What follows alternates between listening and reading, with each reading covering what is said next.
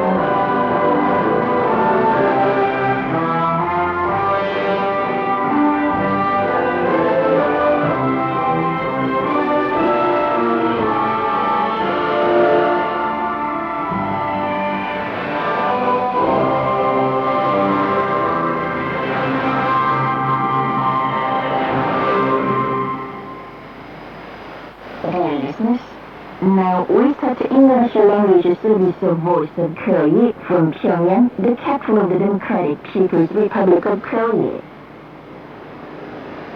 Now here's mixed chorus, song of General Kim Il-sung.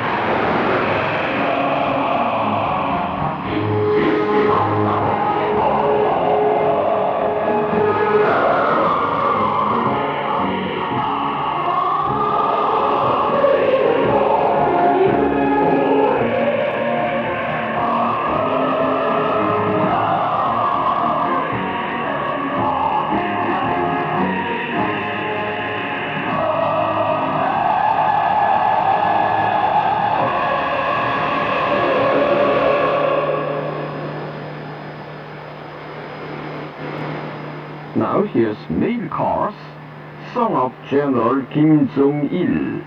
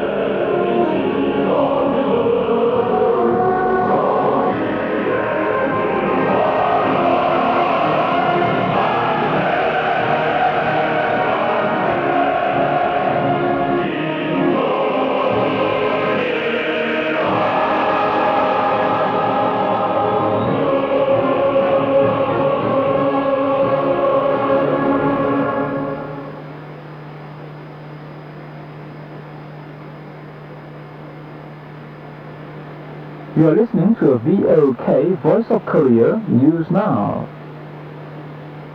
Personages of different circles in various countries visited the missions of the Democratic People's Republic of Korea in their countries on the occasion of the 9th anniversary of the demise of the great leader Kim Jong Un. The visitors included the chairwoman of the Party for Peace and Unity of Russia, the vice director of the International Department of the Liberal Democratic Party of Russia, the chairman and the first vice chairman of the Czech Group for the Study and Materialization of the Juche Idea, the political bureau of the Workers' Party for Independence of Senegal, the members of Guinean People's Assembly, the chairman of the Ethiopian Committee for the Study of Independent Politics, the national chairman of the Working Citizens Association of the Democratic Congo, the chairman of the Youth Group for the Study of the Juche Idea of the Democratic Congo, and other personages of political parties, organizations, and institutions. They laid floral baskets, bouquets, and flowers at the smiling portraits of the great leaders Kim Il-sung and Kim Jong Un and their joint pictures and paid tribute to them. In the meantime, the Secretary General of the Karachi branch of the Pakistan Korea Fans Association and the Vice General Rector of the Metropolitan Academy in Karachi of Pakistan sent bouquets to the DPRK mission on the same occasion. Different units of the national economy are ever fulfilling their goals for the 80-day campaign.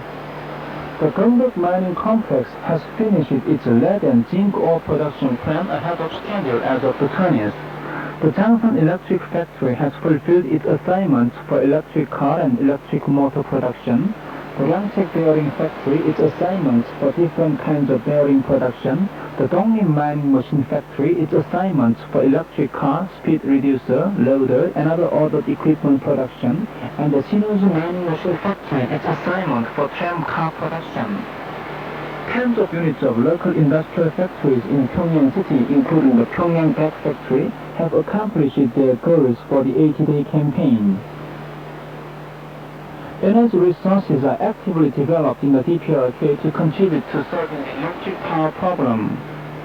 Pyongyang City has pushed ahead with the work to introduce to the districts systematic parallel photovoltaic generating system jointly run by several institutions and enterprises, giving a help to the power production of the country.